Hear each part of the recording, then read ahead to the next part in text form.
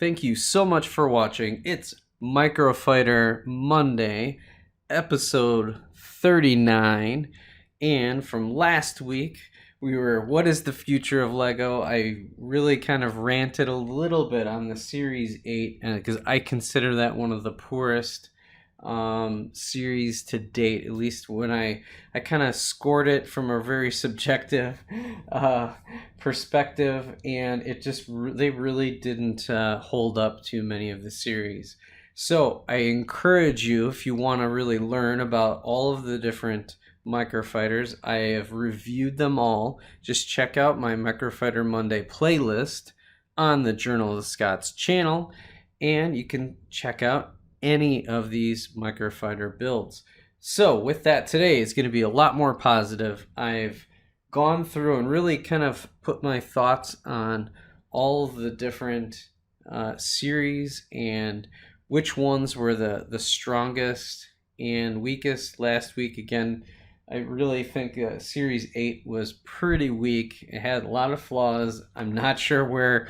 I really hope that Lego gets it together and creates a banger of a Series 9. There's lots of content out there because I believe that microfighters are one of the best ways if you're a new collector and just getting started. So if you're a newbie like I was a couple years ago, microfighters are the way to go because they're inexpensive, so $10 a set. So the ones that are currently out there you can easily collect. In fact, the last round of them was pretty inexpensive. So for $30 you could have the entire Series 8. And even on a bigger wave, $60, and the value of these goes way up. Some of them do get hard to collect, specifically a few of them on this particular series. So let's get into Series 3 and why I think this one, it just edged out. Because again, there are, I really think Lego did a bang up job on Series 1, hit it out of the park with that series. Series 2 is another banger one, and Series 5, when I look back, really kind of scored pretty closely. Like it was a really strong comeback in 2018. Much of that due to episode 8 and 9, where they really started to come out with some nice sets. So with that, of course, the Ghost, which is a top rated, I think it's a top 5 set. The ATDP, a very strong offering, great figure, nice playable build, not perfect, but a very good overall set.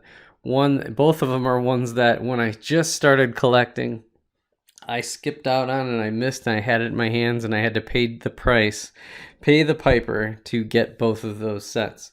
Then of course you have, just to kind of continue in that theme, you've got the Wookiee gunship, which I think is the weakest by far in this series. I think it's really, in terms of playability and just how it looks, I scored it really high.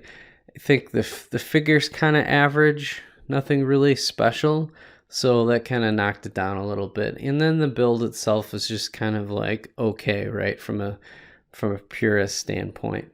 But overall, I really like it, so it did decent. Then, of course, with the newer movies coming out, with Force Awakens, Last Jedi, those types of movies coming out, you had to, and I forgot, this one's also a Rebels inclusion.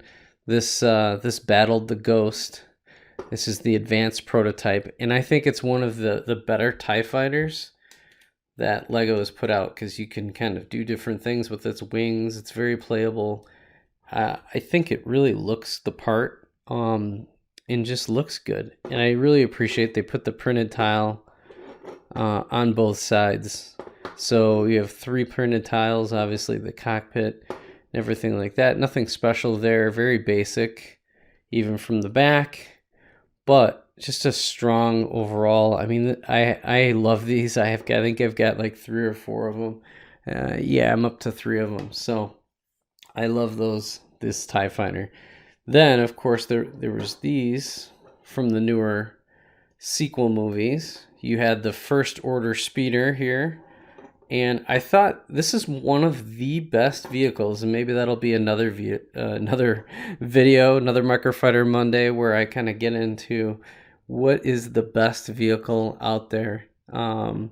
In terms of playability and just the overall look, I mean, this one feels really good. I think the designer just did a fantastic job. Whoop, that kind of falls out, but we can fix that, no problem.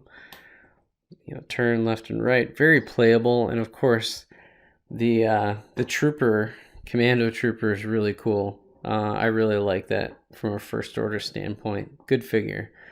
Then, of course, this X-Wing, which, again, with all of the X-Wings, the problem are the engines.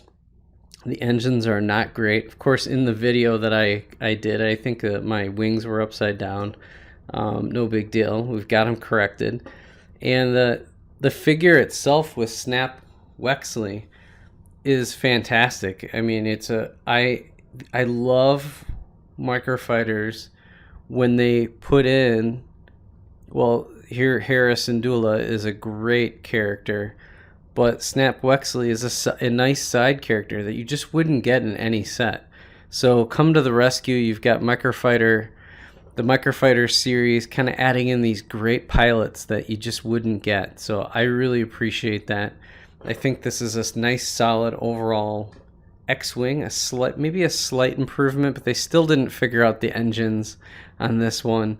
But again, it's a great Microfighter. So there it is, your Series 3, the class of Microfighters from 2016 that just killed it. It doesn't get too much better than that. So thank you so much for joining me on this Microfighter Monday journey. I appreciate everybody who watches.